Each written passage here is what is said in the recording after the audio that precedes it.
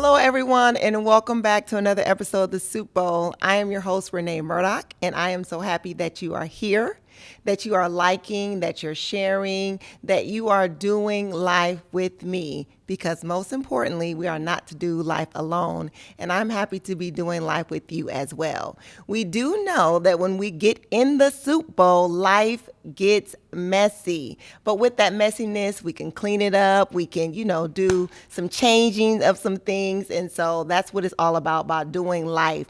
And so today, as you can see, I'm a little glammed out because we're doing something new. And so I'm super happy about it, of this new direction that the Soup Bowl is taking. And so just stick with me, stick on the journey, and you'll find out even more. Today, we're talking about true transformation, leading my life before I lead anything else. If we're not leading ourselves first, then how can we actually help other people on their journey? We can mess some things up. We can mess some people up. We can do a lot of things. And so I want us to talk about how that true transformation can actually take place.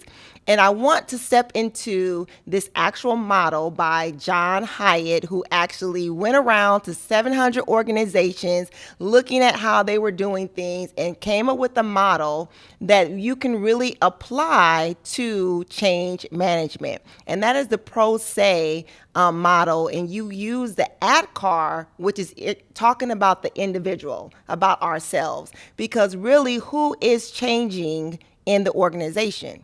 Is it the process or is it the people? It's the people. I know you had the answer. I knew you had the answer.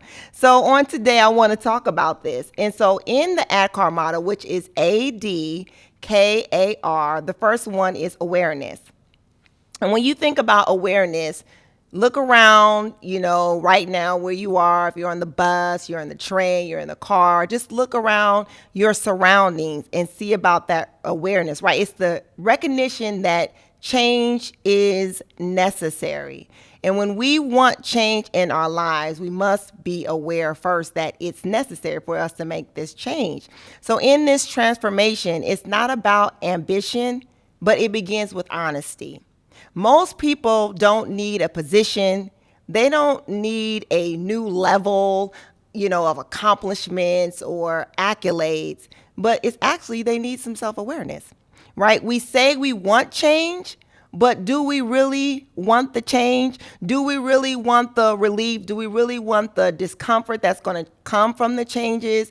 Is there consequences that come with this? Is there responsibilities that come with this? And awareness, it actually disrupts all of that.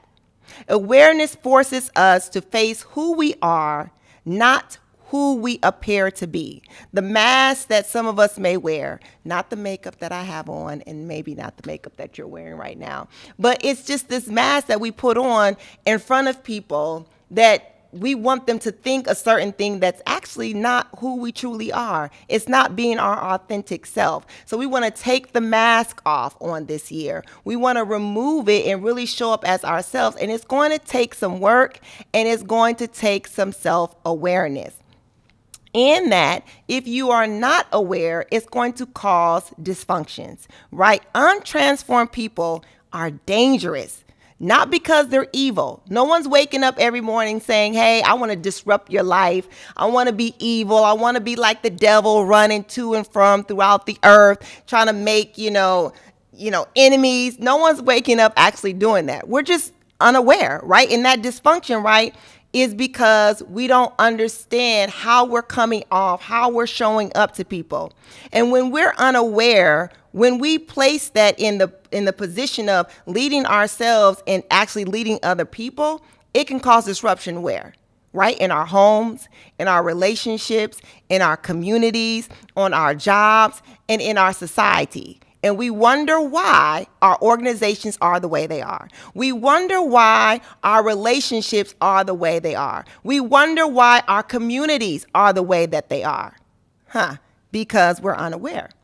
We're unaware of how we're showing up. We're unaware of how we're speaking to people. We're unaware of, the relationship is actually a dysfunction because our environment is dysfunctional.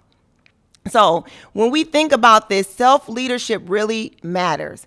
We have to be aware of our behavior first, right? So we're not damaging other people when we're leading them. I always think about this time when I first actually had the title, right, of a leader, and I was in the service, and I would watch other men because I was in a predominantly male field. And so it was just really men, not women, right? And so I'm watching them and I'm like, okay, I'm going to imitate what they're doing. I'm going to do exactly what they're doing. I'm going to sound like they sound. And so, of course, coming from a female, it was not received the same way. And so I would just go like from 0 to 100, like that, right? And so, but it was the things that I was saying, right? Like I was trying to force something that was actually not there. I didn't earn the trust of anyone, and I was not self-aware of how I was coming off to other people. And so I would just continue in my behavior until someone was honest enough to say, hey, calm down, calm down, Sergeant Carter, right? So, but let me say it plainly this way, right? If you are not aware, right, that you are causing problems in some of those areas, right, you will keep blaming the systems, you will keep blaming people, and you will keep blaming the circumstances that's around you. Awareness is self-leadership. It's asking yourself, why do my relationships keep breaking? Why are they not working? Why do people keep shutting down around me when I'm trying to talk to them? When I'm trying to get, some type of cohesiveness in what we're doing, what we're trying to make in this relationship, what we're trying to make at work in this team. And then why do I keep repeating the same thing over and over and over again? As you know, we say, going around the mulberry bush. I'm not about that life. I'm not about repeating the same things over and over again. But if I'm aware of what's happening around me, then I can make the necessary changes. See, personal leadership, right? I must be honest about who I am and where I'm presently at right now. If it's not working, then it's not working. If it's not working, then it's not working. I'm going to say it again. If it's not working, then it's not working. And that means that there needs to be some change. Most dysfunction exists because people lack the awareness of their own inner condition. They know how to manage the optics, but they don't know how to manage their soul, right? What does untransformed leadership really look like? I know. You can look out in our world today. I'm not going to say no names, right? We can go to the White House. I don't know if we want to go there. We can go into our military systems. We can go all the way up to the CEO and the C-suites or whatever and look at those systems as well. We can even look into our city councils or our school board and wonder why these things are happening around us. But it's because untransformed people, they're leading from wounds. They're leading from hurt. They're leading, right, from unresolved issues. They react instead of respond. They confuse control with leadership. And they blame other people, and it's just a repeated pattern. It's a pattern that they've created. See, awareness requires naming unhealthy behaviors without defending them. Okay, I messed up. Apologize. Fix it. Repentance, right, is turning from the behavior, not because, I got caught, but it's actually turning from what just happened. Recognizing how personal habits affect others. So once before, when I was younger and I was not wise, yes, I'm wise now, but I was not wise during this time. And so actually there was like an issue going on with my family. So it's out there now so I can share it. So my aunt passed away because she had an overdose.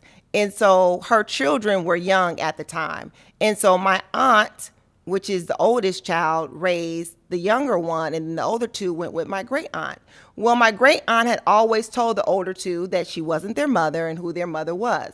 My aunt did not tell the younger daughter that she was not her mother. And so she grew up thinking that she was her mother. Well, of course, when I got older, they were having an argument. And I was like, that's really not your mom anyway. Like, I literally said it just like that.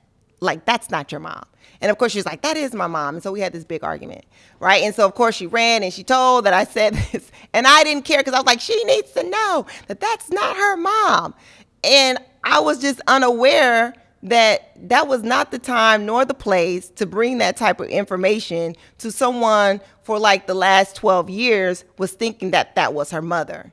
And so of course, I don't even have to tell you what went down after that, but I think I still got some bruises to share with you about that incident. But I was really unaware. I really was unaware about that situation. So I had to come to terms. As I got older, I really started to realize like that wasn't the right thing to do. So again, it's from you turning from that behavior, right, and going to a place of change and being aware of what's going on around you. See, there's some leadership failure points when it happens here, because when leaders lack awareness, they create environments of fear. They create environments of confusion. They create environments of mistrust. You cannot lead others past a level of awareness that you refuse to reach for yourself. You won't be able to do it. How can you take someone or tell someone to go somewhere that you've never been? You're not going to give them good directions. So if you're not working and operating in self-awareness, how can you tell someone else to operate in self-awareness? You don't even know how you're showing up for yourself. See, we have leaders who look the part, they sound the part, they quote the right things, but they lack awareness of their own insecurities, their own pride, their own control issues, and their unresolved wounds. I want y'all to go back to like last season when we talked about wounds, and I'll help y'all break that down. But when awareness is missing, homes become unsafe. I'm a witness of that. Organizations become toxic. I can witness to that. And communities are fractured. And I can witness to that as well. If you raised your hand in any one of those three, then you can relate to what I'm talking about. And where is this coming from? Again, individuals who change up the process, individuals who make the system in our society. So if I know that I need true transformation, and this first thing is self-awareness, then I'm going to be the first one to sign up. Awareness is not condemnation, it's clarity. So I want us to reflect right now. What does that actually look like? I want you to ask yourself these two questions. What truth about myself have I been avoiding because it threatens my discomfort? It could be these earrings that I have on right now. What patterns in my life keep producing the same results, and why? Until you can answer those questions honestly, transformation cannot begin. It cannot begin. You must answer the questions, and you must be honest with yourself to start from the beginning. We're going to stop right here when it comes to the ADKAR model, and we're going to get into some more things. But I want to invite you to go to my website, www.4mosaic.com, where I'm offering something that everyone likes, and it's called free, F-R-E-E. Yes, a free self-assessment on the ADKAR model. And after you listen to each one of these segments, I want you to go there. It's broken down by each topic. And it's not saying, hey, I'm not able to accomplish anything, but it's just showing you where you are at in this model and what areas you need to work on. That's what a self-assessment is about. So we're out of time right now, and I do want you to know that leading is teachable. And until next time, peace, and I love you, and there's nothing that you can do about it.